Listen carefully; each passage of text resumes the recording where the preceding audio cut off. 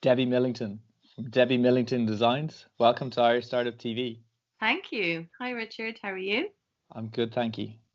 Debbie, tell us a little bit about how you got into the scarf business. I've been working in film for a long time. I was working in film for about 17 years in the costume department and did a lot of traveling in Ireland, Australia, Cape Town, England with films. And then I had a little girl about 5 years ago, and my life sort of changed dramatically. So I needed something where I could work from home because film hours were so long and tedious. You'd be up at sort of 6:30 and home at 8 o'clock. So it just wasn't really sitting well with family life.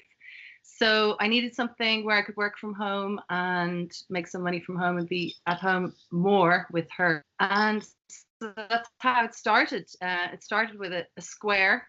And I thought, oh, a silk square, that should be easy, something I can do myself on my laptop. And then it just developed into what it is today. It's a very successful little startup for the first year. But it has its ups and downs and its pitfalls, and learning about silk, which is something I didn't really know very much about.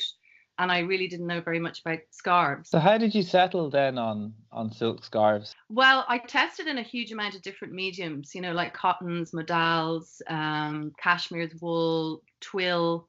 And I did print on wool throughout the year, but it was really, it was the silk that sort of the buyers wanted to buy the silk. And I suppose it sort of holds it's a valuable commodity. It's like gold, it holds its value. When you talk to people, it's an heirloom. A silk scarf gets handed down through the family. It gets written into the will. People understand the value of silk. So it was a bit of a no-brainer for me to stick with silk. And also the colors that come out so vibrant and really punchy on the silk. Whereas if you use a twill or a wool, they're quite cloudy. Is it really difficult also to print onto wool? Yeah, I mean, the fibers are much more separated. So, you don't get the finesse that you get with silk, which is this really tight image, and on the reverse as well. So I suppose the color and also the feel. I mean, you can't beat wearing a silk scarf. It just feels incredible. So for those two reasons, I think when people touch the silk and they experience the silk, they know this is sort of a high-end luxury product. What inspired you to go with a scarf? And you mentioned you started with a square. Of all the clothes that you could have potentially designed. Yeah. Well, the scarf being square, you can adapt it from a very small pocket square, a man's pocket square, a little neckerchief, all the way up to a very large wrap, which would be using the full width of the silk. So, I could size it up and size it down from a large wrap to a classic square to a neckerchief and all the way down to a pocket square. So immediately I had 5 products. Okay. Makes a lot of sense. Yeah, and products that would attract different types of people. Some people prefer a classic square like I'm wearing today. You'd wear with a tweed jacket or a little jacket or a cashmere sweater, a little neckerchief. Other people like to wear those on their wrist, or they might tie a little neckerchief around their neck. And then a lady going to a nice gala or a wedding or a big occasion wants the big statement piece, the big, large wrap. So you've got all those different customers there instantly, So it might be a scarf, but all those sizes are accommodating lots of different occasions and personalities. All that's coming into it. And how did you go about then designing and setting about manufacturing your first scarf? Yeah, it was tricky. I mean, you always hear everyone's, getting everything printed in China or India, but I was quite keen to keep it local. I did sample in China. I wasn't happy with what I got back from there. So I ended up basing myself in Italy and the UK. And in the end, towards the latter end of last year, I've really just stuck with the UK. It's just so nice to have a company that you can monitor closely. If I need to go to the UK, I can go at the drop of the hat. I can't go over to China. Yeah, there's a lot to be said for that. There's no point in dealing with a factory in China if I can't go there all the time. So, that was a big draw for me for the UK.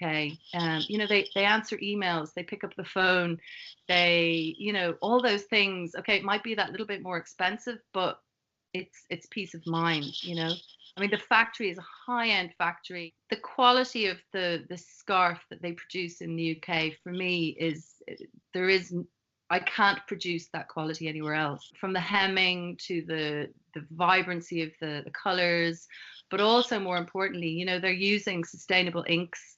So, you know, it's a non-toxic vegetable soy-based ink. Digital printing it's a surface print, so they're not washing loads of screens and screen printing. So it's a much more um, environmentally friendly way of producing a silk scarf. So they're using recycled water, and again, you know, all the inks that they use are non-toxic to the environment. So, you know, if you're going to China or any of these places, you can't really monitor how those things are being made. So I've stuck with the UK. This isn't your first business, and business isn't easy. What would be your best advice to somebody else starting out in business? What I learned very quickly from the first business I had, which was a service industry, you know, service industry is totally different, because if somebody likes your service, they'll come back, they'll tell people, you know. A product is a very, very different environment. You know, it's very difficult to gain likes or get customers to buy into your brand. You've got to build a brand. You know, with a service, your brand is there, and if people are enjoying you know, I had a water sports center, so you know, people enjoyed being there and they'd tell friends, and it was easy to build a community.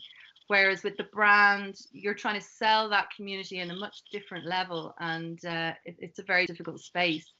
But what I did learn from that was I really wanted to be the owner of every aspect of my business, you know, really understanding from, you know, building my own website to sampling the fabrics to visiting those factories, understanding the way that the product was being made, you know, everything from doing my own accounts to, you know, getting in my car, driving around the stockists and the boutiques, really talking to my clients, my customers, really understanding everybody and what they were looking for in my product. You know, all those things, you can't get that information secondhand. You know, I had to learn all that myself and to be the front man or front woman of my brand, you know. And I think you learn that from film as well. You have to have a big understanding of all the other people who are working on that film, what they do. So everybody's contributing aspects to the film, and without that link, you know, if there's any break in kink in the chain, it doesn't work, you know. So we're all very aware of and very respectful of what everybody does in a film. And so I suppose I brought that to my brand, you know, in that I really want to understand and respect all the things that people are doing for me, but also that I have a good understanding of what I'm building for my brand, you know, that I have a huge input into it from start to finish. I spent some time in a creative space in the UK called Westdean, specifically learning about historic building conservation, but they do a lot of other craft and restoration projects as well. And I think a great takeaway from there was that doing those kind of courses, the course leader was always saying that, look, you know, we're not sending you away to be experts, but we are giving you an understanding of the right questions to ask, the correct ways of doing things, so you can figure it out for yourself. I think the film is a great example as well, because when I started making videos, I was quite naive. I didn't really know anything, and then to learn and to start to make things, and I really saw that the reality is that production values are a function of time, and if you can bring in other people and if their expertise can help to add to the project, well, that's really awesome. And I've seen that on Vikings. But at the same time, if you don't know what expertise you require, it's very difficult to bring in that expertise. So yeah, I couldn't agree with you more. I think it's a really interesting learning, and thank you for sharing that with us. Well, I think initially, possibly my way of thinking was I was the best person to build my site because I knew my website. I knew what I wanted. You know, it's very difficult. But how did you go about that? Because a lot of people say, "Oh my God, how could you build your own website?" I actually built it on Squarespace. You know, okay. you need your content and you need your images, which are so important. But I wanted to be able to update it myself without waiting 2 or 3 weeks, you know, for someone else to change a word or upload a photograph. Or so I'm updating my website all the time. Squarespace is great because you can chat with them, you know, and they'll direct you through each stage of the process. So I was sort of building it in the evenings when my daughter would be asleep. Every evening I'd sort of spend 3 hours on it. It probably took me maybe over 6 weeks, whereas anybody else probably it would take 2 weeks. But I probably over the course of 2 months from start to finish. But you're always tweaking it. I'm able to upload my travel blogs. I can control the products, put up a discount if I want to. You cannot do those things if you're paying somebody else to do it. So for the moment, the website is great for me. I'm happy with it, and it's portraying the brand and what I want to show. It's really great advice, because at the end of the day, you are the brand. Yeah. You're the person behind the brand. You're the face of the brand. And ultimately, right now, especially in your type of business, the content and the ability to connect with people is the most important aspect. And if Squarespace can handle all the other technology to help you to get in front of people, well, it makes an awful lot of sense to partner with them, so to speak, rather than trying to reinvent the wheel. So that's a really great takeaway. Thank you. So in terms of what's next for your business, you've been at a couple of trade shows. Well, I'm off to Scoop London next Friday. It's in the beautiful surroundings of the Saatchi Gallery. So that's very exciting. And it'll be my first, introducing the brand to an international market. So this year I sort of focused on Ireland. It was, my targets were, get the brand stocked in some nice high-end department stores and high-end boutiques around the country. I've achieved that, which is fantastic. And they continue to grow and thrive in those places. So now I'm sort of, heading to the UK, and we'll see how they take the brand. Hopefully, I mean, they are very different. I know that now. I suppose when you start out, you're a bit skeptical. You don't know how people are going to receive your brand. All out there as well. You're business to consumer and you're business to business.